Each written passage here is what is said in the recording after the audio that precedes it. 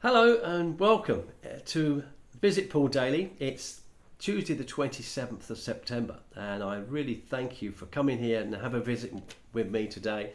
I'm going to cover part two of public speaking. I hope you watched my previous one yesterday. Today I'm hoping to get two done, so this is the first of two videos I'm going to be posting today, and it's hopefully going to be a little bit different. So it's another insight into the progression of what I've done to get from where I was to where I am now in the process of public speaking and how to deal with certain things, and also what comes your way.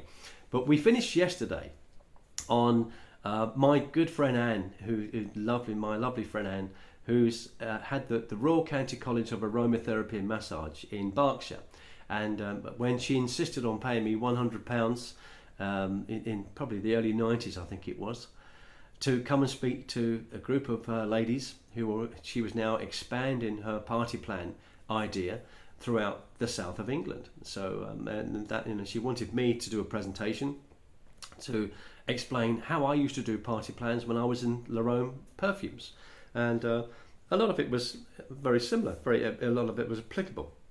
But that fee she gave me that day, that cheque, now I've got a copy of that cheque somewhere on a little memory stick, was £100. And in today's marketplace, that would be like paying someone £1,000 to come and talk for the evening. So I was extremely delighted. But as you can imagine, when you're being paid to talk, you've got to give value. And it's a mixture between a professional presentation, but also keeping things real, and so that they can identify with you and identify with some of the things I'm trying to get across that they could actually use. If they couldn't use all of the things that I was mentioning, they needed to be able to use most of them, because otherwise I wasn't going to be there to waste their time. My time was my own at the time. I had other things going on around me. I could, keep myself financially. Things were okay, but these people have put themselves out. I say there was maybe a couple of ladies that have come up from Devon on a train, so it was quite a train journey for them to do that. They had to stay at Anne's overnight, I'm sure, and then travel back the following day, because it was quite late in the evening the time I left, and we had a lot of fun. And after 2 or 3 weeks, I got some great feedback from Anne to say the evening was a great success. The ladies loved it. They got a lot out of it. We had a lot of fun with it as well, but they actually took a lot of notes, and that's something I've always done in my life through any kind of marketing and speaking engagements or things I've gone to.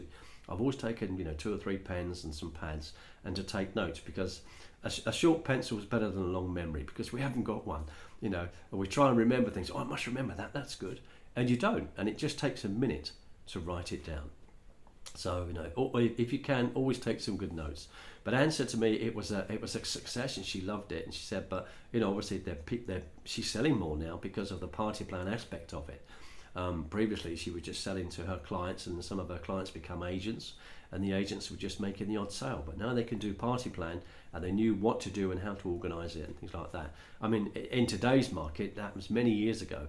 I probably wouldn't know where to start, but at the time, it was something I was doing on a regular basis. I was always out doing them, and I loved them, and they were very profitable. So that was really good fun. But I remember Jim Rohn saying to me one day, when you get paid to speak, he was telling me about some of his early speaking engagements. And somebody said to him, well, how much do you want, Jim? We want you to come and talk to our corporation and put your ideas across and your philosophy, and I think it's going to be good. How much would you like? And Jim said, I put a figure across to them. And the guy kind of looked at him and thought, really? And Jim didn't know what to think at the time. He said, well, have I asked for too much? And the opposite was true. The guy was expecting Jim to ask for a lot more than he said. And so what Jim had done was undervalue himself. He totally undervalued himself. And he said that was a life lesson that I'm not going to repeat again. So if someone asked me to come out of retirement, he said, and do speaking engagements, he said, obviously I was in retirement before I come back out of Herbalife, and Herbalife got in touch with Jim and offered him several million to come out and speak and tour the world and help people to understand nutrition and health and wellness and things like that. And he said, for the right fee, I'll come out of retirement. But he said, never undersell yourself, never shortchange yourself. You're more valuable than you think you are. And I thought, yep, good life lesson.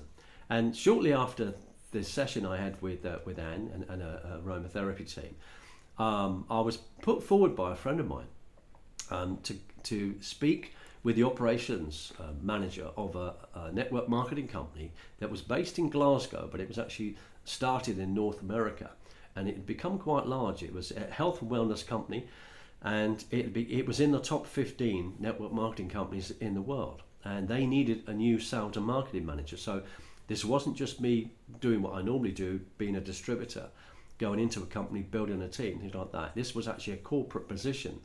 So I'd be in the office and I'd be doing things and working with distributors and obviously helping the company build. Now, I knew I had certain skills that, and benefits I could give the company. I wasn't quite sure if I had enough. Was I going to be good enough for what they needed, what the company needs and what the members need?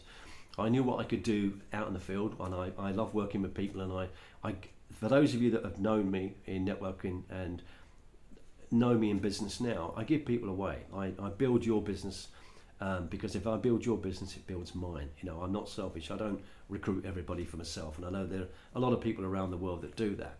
But to me, that's not the way to build a solid business, and it certainly doesn't build solid friendships.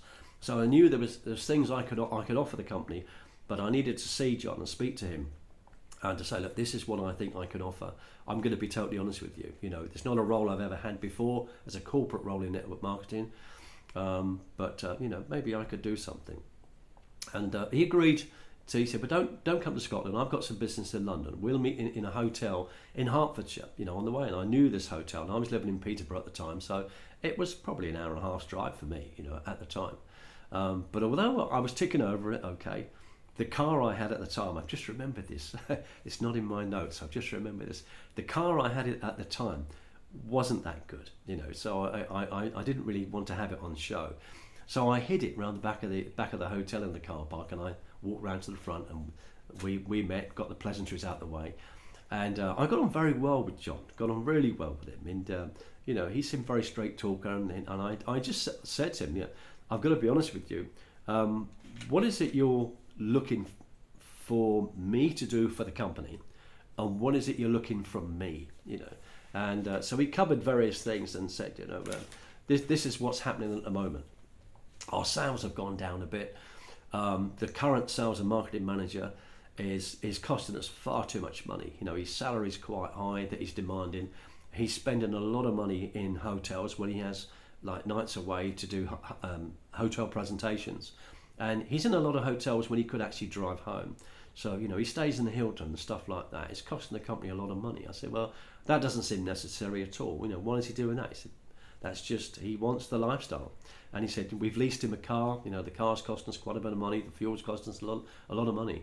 And I thought, wow, this is, there's something I can do here for sure, because I always think business, and I always think the company's got to function, and you've got to help the company as much as you want the company to help you. So I was writing notes down about what John was telling me and what he needed, and what some of the changes he needed to see. And he said, there are a lot of the members out there in this networking company didn't really get on with this guy. They seem to have a bit of a personality clash. And he said, but he's all I've got out in the field to go and do presentations and maybe trainings. He said I could do presentations, but I'm not a guy to do trainings events. You've been put forward because you've done that kind of stuff, and I've heard from other people that know you. So I've been doing my homework. I hope you don't mind. I said, John, that's great. He said, and I've spoken to several people about you, and you come quite well recommended. I said, that's brilliant. Thank you very much. And we carried on, and I said what I thought I could do. And then he said, okay. He slid a little bit of paper across, and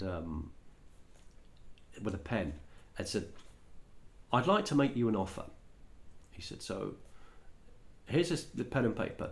Write down the salary that you would require from us to get you on board. He said, obviously we'll sort you a car out and stuff like that. There will be an expenses. We can talk about that later. But what have we got to do to get you?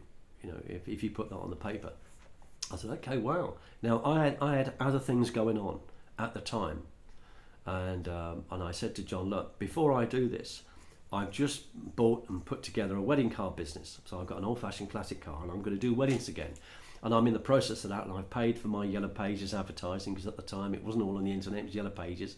I said I've paid for all that up front. I've got colour things coming out, I've got cars I'm rebuilding and doing, and it's quite involved. On top of that, I've also got a home publishing course. You remember the other day in one of my previous videos I mentioned a little publishing course called Driven, remember? And I said it was a home publishing course, and it showed people how to start a wedding card business. So obviously when they put the CD into their laptops, computers, everything come up in colour. So I said to John, I've got my publishing course that I've got a 10 or 9 or 10 part publishing course that I sell through mail order.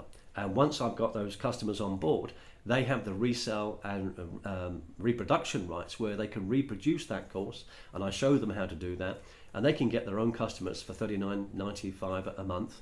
So the first module was free, and then for the other 8 modules, customers would be paying you $39.95 a month, and every month you've got to produce that book, which was very costly, very cost effective, like maybe £4 to produce once you photocopied it and put a binder and stuff like that. Very simple. And include the postage, maybe £6, but you were getting £40 back for that, for a £6 outlay. Now, if you've got 50, 60, 70, 80 people doing that every single month, as we had at the time, it's good money. But what I also wanted to offer the people that bought that course from me was my knowledge in getting this out. So I used to do a weekend training event. So they would happily come, pay £100 for that weekend, for that Sunday, which included the Sunday lunch. I had a lovely venue not far from me, so I'd arrive early, set everything up, and teas and coffees were obviously down to me. It was all included in the £100. And again, people came from all over England and Wales and come to that. They said, you're going to show us what to do? I said, yeah.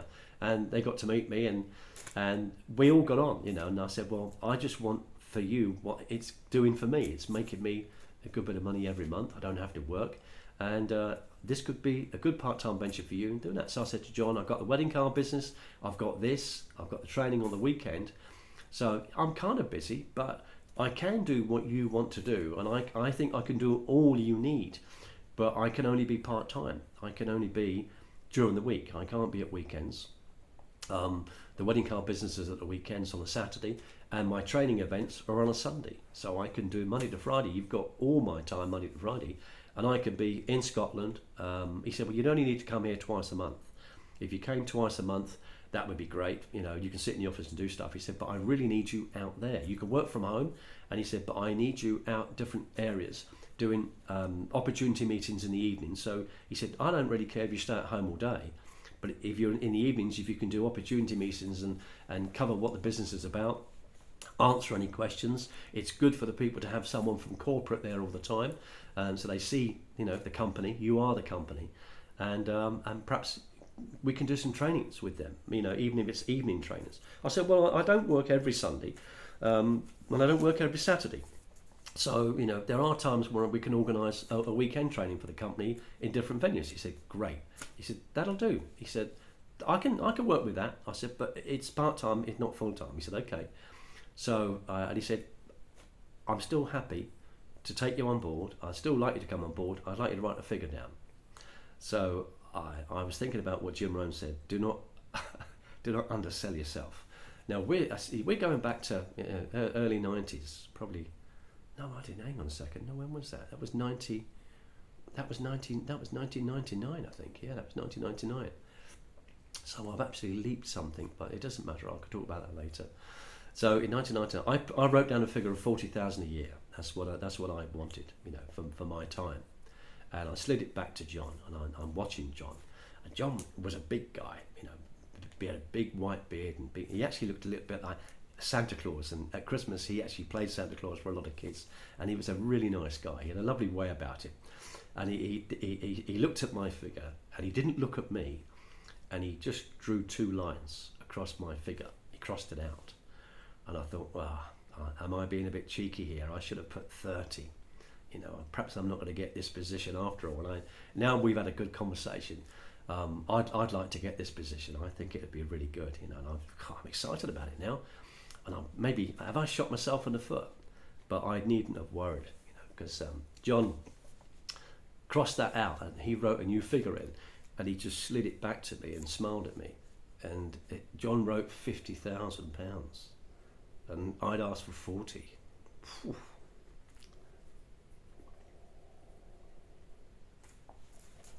Just thinking about that is it's kind of something. Sorry. Cool. That took me unexpected. Yeah, that's if you think about that, back then that was quite something, you know. And all this stems back from learning to be a speaker, learning what to do, learning how to overcome your nerves and things like that, you know. And I thought, wow. And I looked at that figure and I thought, wow, this guy thinks I'm worth 50,000 a year, and I've put down 40,000 a year. But maybe I can solve his problems. Who knows? Let's see what we can do. So he said, okay, let's meet next week. I've got business back in London again. I've got to see some people in London. Let's meet back in London next week, and we'll finalise this, you know, and we'll sort out, and we'll talk to you about a car and everything else, and think about the sort of car you want me to, you know, to lease. What are you looking for? What kind of thing would you like? And I thought about it for a minute. I said, well, you know, what I really want to do, John, is save the company money. You know, have you got any cars at the company? He said, well, yeah, you know, we've got a Rover that my wife and I drive about, but that's a company car. And we've also got a Land Rover Discovery. I said, really? And he said, yeah. He said, it's not a new one. He's probably about 3 years old or something. He said, but we don't really use that that often. I said, I'll use that. He said, really? You'd accept that? I said, that'd be brilliant.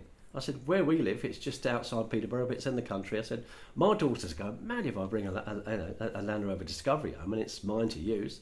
And he said, that'd be great. He said, I'll change the insurance, I'll have it all done for you. He said, you sure you don't want me to lease you a car? I said, no, absolutely not. You know, it's crazy. Why spend more money when there's a car sitting there? And I said, it doesn't have to be a new car, it just needs to get me about. He said, well, actually, that'll carry all your equipment and everything else. And he said, yeah, that'll be good. I said, okay. We settled on the car then. And we met the following week in London, and we actually met at a train station, and we had teas and cakes inside one of the big train stations. We met there. I think it might not have been King's Cross, it was somewhere. And we finalised everything, and I remember getting on the phone at the time. I was married then. I remember getting on the phone at the time to my wife and said, look, we've just signed the deal. You know, I've now got this Land Rover Discovery coming as a company car. I've got 50 grand coming. I've now got things to do during the week.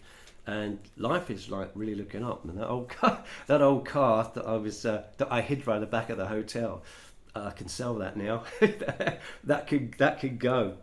But and it was good. John and I shook hands on it. We agreed, and I was buzzing, as you can imagine. I was buzzing because think about that. You know, looking back on what I'd done, I'd had a few chats, as I call them. I'd learnt to sort of speak a little bit in Amway, and I spent a bit of time with Peter Powdrum, as I said, in Amway. You know, the tall policeman, he was great. And then I moved from Amway onto Herbalife, and I learned a lot more in Herbalife. And I met some smashing people there. And I love their agenda. I love what they wanted. They wanted the best for people. They wanted, you know, everyone to sort of do well, which was great. And then, you know, going on from there into different things, which was only going to make things better for me and become a better speaker. And as I said yesterday, I'm not the world's best speaker, as you can tell, you know, but I'm quite confident to speak, and I'm quite happy to speak, and I just want to help you do the same to whatever format and whatever level you want to get to, whether it's on stage speaking to a lot of people or not, or just in a small way on video like this, and just do your own YouTube thing. So we're going to talk about it in a little bit of time. But what I wasn't ready for was when my appointment was like for a few weeks later. I started a few weeks later.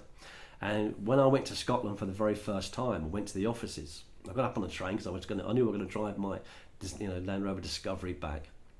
And when I went in the office, I saw all the girls sitting there, and it kind of looked a little bit horrified. And the phones are just ringing and ringing and ringing. And nobody was picking the phones up. And I said, morning girls, I'm Paul Angus, I'm your new sales and marketing manager. What's going on? And they just sort of looked at me and didn't really want to speak. And John came out of his office and said, can you come in my office? I need to speak to you. And over the period of the few weeks, the company had some bad press about the products. There was somebody who was disgruntled about something and said, you know, this liquid weight loss product didn't work. It was nothing more than flavoured water. and it wasn't going to do any good. And there was thousands a month going into the company, and they did a picture of John in the newspaper, and John is a big guy. I mean, he was probably 24, 25 stone when I knew him, so he looked a big guy. He didn't look an advert for a weight loss company, for a weight loss product, although he had lost a tremendous amount of weight. So but they didn't realise that at the time. So all the phones are going with the newspapers, and there's photographs of him, there's photographs of the product, and yet prior to that, the press had a lovely time with that company because the product had got rave reviews. It had sold a tremendous amount. And it just takes some idiot, doesn't it, who just thinks they've got a bee in their bonnet and it doesn't do this, doesn't do that, blah, blah, blah. And next minute it's in the press because, as you know, bad news sells, okay? And that's what it does. So I said, okay, John, let's all calm down a bit. Don't worry, girls. I said, but they said, but the phones keep ringing. I said, well, who's ringing us? Who's ringing? Oh, it's all the journalists from the paper. And the journalists want to speak to one person, the sales and marketing manager. And that's, because I've got to have all the answers, haven't I? They didn't know, but the sales and marketing manager was the guy that's just left, that's just disappeared. And there's the new sheriff in town, the new guy. So I sat with John and I said, okay, let's get some numbers together and let's work out what's really happening. So what I need from you is I need to know, on an average, how many bottles of this liquid are we selling every month that it actually helps you lose weight while you sleep. And I knew it worked because it actually worked for me. I had a bit of a chubby chin at the time. The chin went, some of the belly went, and I thought, I've done nothing but drink this liquid. It's fantastic. And I don't know how it worked. It just did. I don't need to know the mechanics of it. I just need to know that it works. And I said to John, okay, how many bottles of this do we sell on an average every single month? And it was thousands, absolutely thousands. And I said, okay, the next question is, how many refunds do we do every month? Because all of our products, health and wellness products, had a 30-day money-back guarantee. A little bit like Herbalife and people like that. That's what they offer. They guarantee their product works so you get your money back. And the number of refunds we had, this flies aggravate me, the number of refunds we had compared to the amount of thousands of bottles that we sold every single month, and that was just around the UK, was absolutely minute, and it was nothing. And I thought, what a joke. I said, okay, how much weight have you lost, John, and how many inches have you lost? He'd lost quite a bit of weight, but more importantly, he'd lost something like, I'm sure it was something in the region of 34 or 36 inches all over himself, And I said, have you got any photographs? Oh yeah, absolutely, it's great. Let's get them photographs together. Now what I've got to do is I've got to go and answer those phones. So I didn't want to put the stress on the staff to answer those phones. I mean, a couple of them I think did, and a couple of them said, "Oh no, we're okay." So I said, "Okay, let me grab the phones," and that was something that sort of kicked into play from the days when I spoke yesterday in Dallas when Tish Rasheen made me go put those flyers out. We went back in to her office, and then those phones were going to start ringing. 15 phones were going to start ringing. So you've got to answer that phone because you've handed out the flyers and that phone is ringing. That could be your customer now, or you could lose it. So you're either going to have a weight loss customer or you're going to have an income opportunity, a new distributor in your team. You cannot afford to just ignore that phone. And I wasn't very good on the telephone. I was a chauffeur. I had a Rolls-Royce car business at the time. I spoke to clients and that was it. But I didn't really spend a lot of time on the telephone trying to sell an item or sell a concept. And Tish said, do you know how you get good on the telephone? I said, no. She said, get on the telephone. You've got to, so my ears went a little bit red. Nobody can see it. I'm on the phone. And I got better on the telephone. Now is the time with this new company where they're having some bad press. I've got to get my telephone voice back on. I've got to learn how to speak a little bit differently. I've got to listen to what they're going to say. And that's why I said yesterday about listening and speaking and listening. It's okay being a good speaker, but sometimes you've also got to listen. I wanted to listen to what those journalists had to say. And once I said, okay, I've seen your newspaper article, I've just read it. What's your take on it?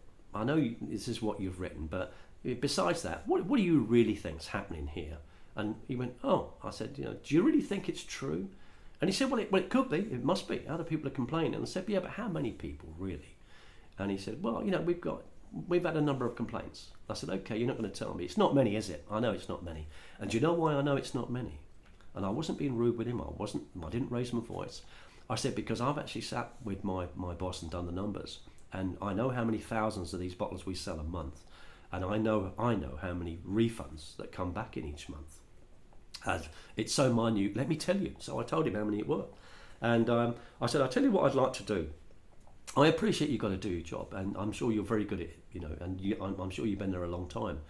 But isn't it always nice to find out the truth? And he said, well, yeah, of course. That's what we do as journalists. I said, great. Can I arrange for somebody, one of our staff, to send you a pack of our products free of charge from us? We don't want any money for it. We'd like you to try it out and see what you think, because I think that's the best way to get to the truth. Don't you? And I'm mentally nodding. And I do this actually if I have an audience. If I say something, I said, does that make sense? Yeah, does that make sense? Yes, it makes sense. And if you do that with someone and you say, does that make sense? Yes, it does. They'll nod back because they want to agree with you, So I'm mentally nodding on the phone, and I'm nodding. The girls are watching me and I'm nodding. I said, if I sent you these products, would that make sense? And you try it, because you're going to get the truth then. You'll find out whether it actually works or it doesn't. What do you think? How does that sound? What is he going to say? Yeah, send me the products, okay. And I did that, with as many people as we possibly could. We answered all the journalists back. We phoned them all back, and we got that back. I said, okay, girls, we can get back to work now, and we can get things going in the direction they should be going. It was a blip. It was a frightening blip, especially for me. It was my first day. I mean, when you start a new job, you don't expect to have a first day like that. And it would have been nice if I'd have been pre-warned, and I wasn't pre-warned. But John said, later, if I'd have pre-warned you, would you have come? And said, it would have been difficult. I haven't got a sales and marketing manager here. I could probably have handled it myself. John was a strong guy, but he said, I didn't want to go through that, and I'd like you here. I think you could do some good stuff for us, And I said, yeah, I probably would have come, because I quite like a challenge, and I just think we're underdogs, as I said yesterday. Well, let's beat the system. So I'm just going to very quickly go through this, and as I say, telling the truth always is the best policy, and so we covered all that. So what we did after that, we did some promotion. We were in a magazine called All About Making Money, so that was a magazine that was in W.H. Smith's, and it was quite good. But we arranged that, and we had a spread done showing our company, showing some of the girls, showing all these bottles of this liquid that was going out every single day to people to help them lose weight. And there's a picture of me there working hard, it says, with dark hair. How about that? But I think, did we have 2 pages on that, or was it one? Yeah, we had 2 pages. We had we had 4. We had 4 pages. So we had a big spread about that, showing what's going on with the girls. Little cutie one there at the front there, and about the product and what it did and how it worked, and we had some good press. And we've got to get back to promotion, because do you know what happens if you don't advertise? It's like winking in the dark. You know what you're doing, but nobody else does. You've got to advertise. You've got to go back out there on the attack and say, what you thought you heard wasn't the truth. Let me tell you the truth. And if you can get people to sit down and listen to the truth, do you know what? It works. It absolutely works. So that's my part 2 segment of learning to cope with things, not undervaluing yourself for a start. When you start to do things, put a higher value on yourself, because you might get to the stage, you probably will get to the stage where you can charge to talk to people, to help them advance their business, to help them understand something, to help them learn something. So in part 3. Let me just finish off on what. Besides that advertising campaign, I went all around the country, and I created a little card, and I'm going to cover that on maybe a marketing section sometime in the future. I created a double-side A5 card, and one side was prepaid, and on the other side was part testimonials about the results people had, part testimonials about income sections, little boxes to say which would you like, what you're interested in, tick. Let's get those out. And I used to get those out with all the distributors around the country. I'd meet up in Coventry with maybe 20 or 30 distributors, and I say, right, let's go. And they go, what? I said, I'm coming out with you. You could either buy 1,000 of these flyers for £40, or you can come out with me and work with me and you get them for free? Which do you prefer? And they said, I would like the free version. I said, great, come out with me. And I would go out and I'd go out and hand leaflets out just like I did in downtown Dallas, where I thought my ego was better than I was, and I was something I wasn't. And I thought, let's go put the leaflets out, because I knew what the results are going to be. Where literature goes, Jim says, where literature goes, money flows. So let's get these out. Now, on one side, on the other side of that card was a prepaid a card. It was all designed to come back to the office in Glasgow, and I created a reference area so they could write their reference in. So they would write their initials and an ID number. When it came back to the office, we knew who put that card out. So we would then contact the company, we would contact the clients on their behalf. We would send the information out on their behalf. And you go, look, this is quite funny. I'm just thinking about this while I'm talking about it. This is in 1999. And the company would do the work on your behalf, and we would help make the sale, and you would get paid. Now, the reason I said that's funny, I've just thought about that, because I'm involved in a very large global IT company with a few people it's going to launch very, very, very soon. And they've turned their head on the way people do business, because most companies, it's not a network marketing company, by the way, it's a bricks and mortar company, and it's what they call a unicorn company. It's going to be a billion dollar company day one. It's very, very large.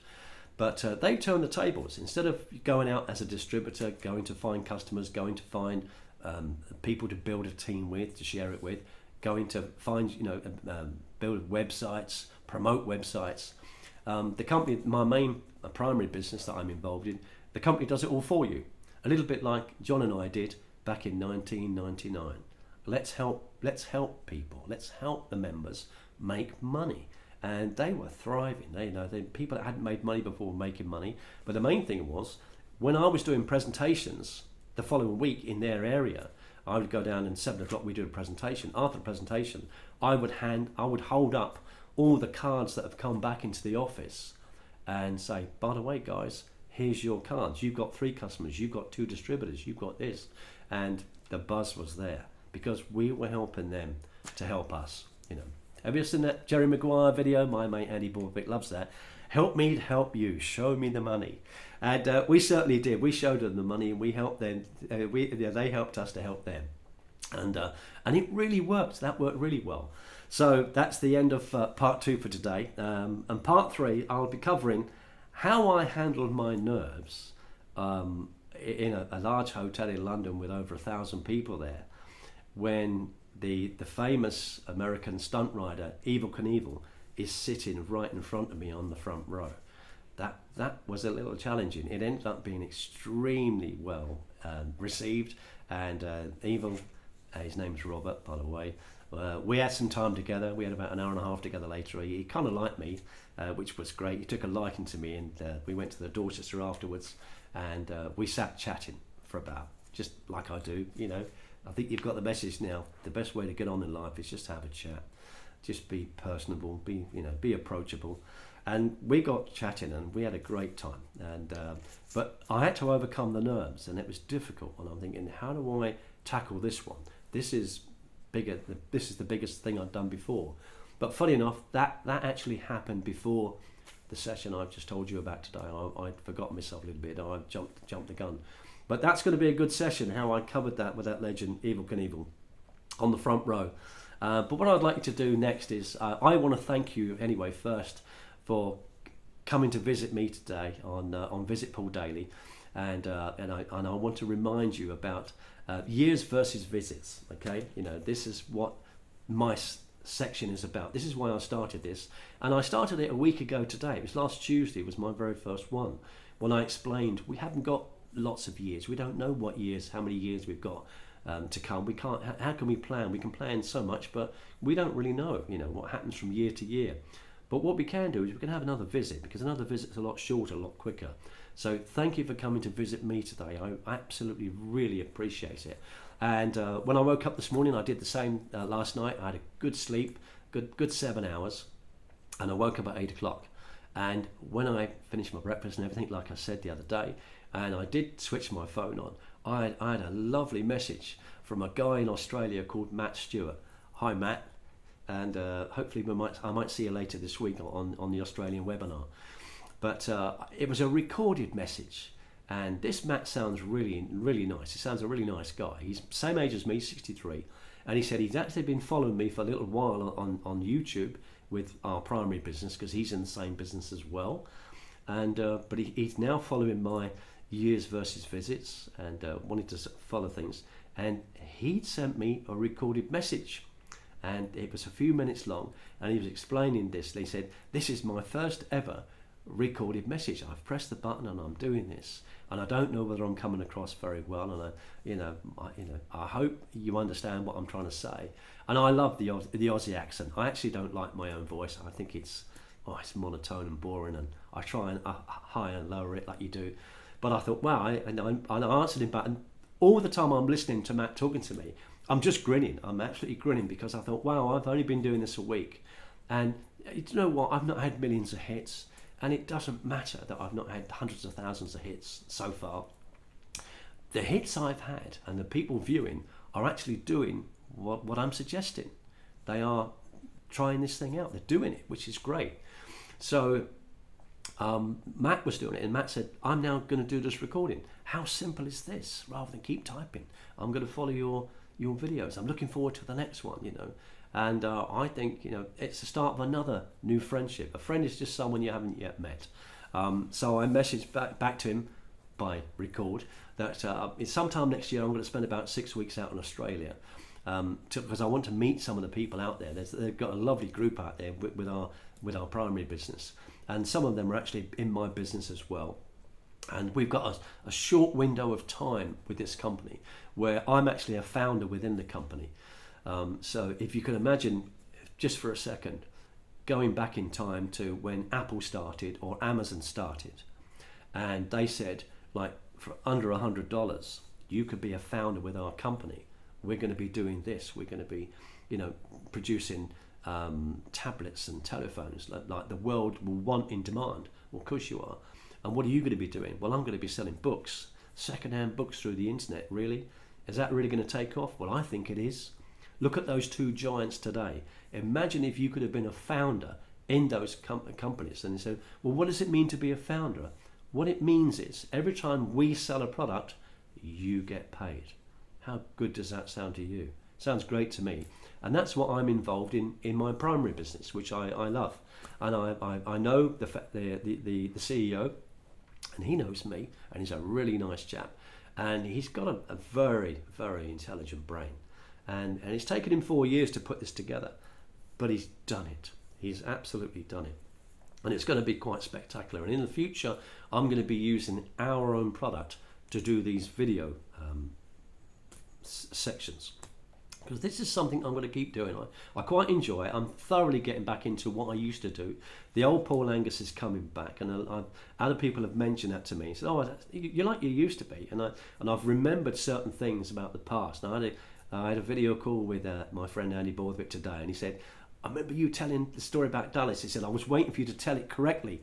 He said, "Because I know that story. I remember that story from years ago." He said, "You told it exactly how it was." And I said, "Because Andy, I remember it as if it was yesterday. That was going back to 1988, but I remember it like it was yesterday, and it was good times, and it's great."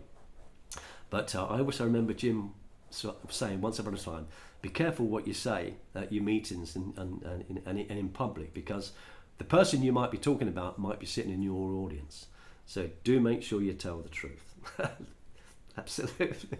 So, but I was so thrilled to get Matt's voice recording. I thought, wow, I'm just me. I'm nobody special.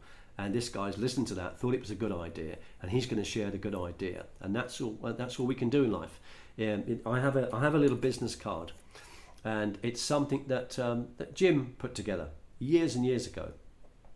And the business card says, if you share a good idea often enough, you will eventually land on good people. You'll eventually fall on good people. And on the back is a little short presentation with my name and my email address. it doesn't have my phone number on it for a very good reason. So I could leave that out and about. I could leave it anywhere. I leave it in gas stations, petrol stations, as we call them. Leave them anywhere, in hotels.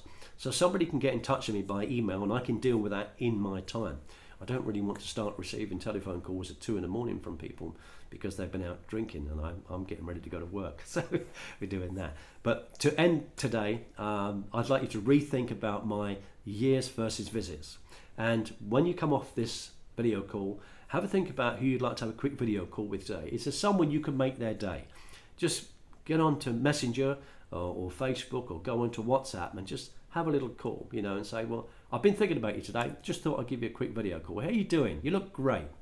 And give them a little compliment. But isn't it better to see someone and talk to them live, even if they live a few miles away from you, rather than just pick up the telephone and just hear a voice? We all love to see people, our family, our kids, and friends. Isn't it better to see them, and than to just hear them? So go do that. And if you haven't subscribed to my channel, you're new today, thank you very much. Have a look at some of the old videos that I've made, the old videos from last Tuesday, and see if it's something that appeals to you. If it does it resonate with you? Does it make any sense? Is it something you'd like to continue with? Yeah, maybe. If it is, share the link with somebody else. Press the notification button, the bell, the one with the little shells each side, and every time I do a video, you'll get notified. So thank you very much for today. You might have noticed the camera kept still today. I'm actually using my tripod, and so it's better, so I can do things in my hand. I can pick up a couple of books that I found and things like that. And oh, here he is. There's my man. What a handsome chap. I'm not talking about me, I'm talking about Jim. But that was the picture in 1988 when I had dark hair. But I say the hair's gone grey now and it's gone white, but that's, as we say in our other business, that's wisdom, baby. So thank you very much for today. I will let you go, okay? If I don't see you later today, I might make another video. I might try and do another one today. If I don't manage to get another one today, it'll be tomorrow. But you can guarantee on one thing: let's have another visit. Okay, bye-bye.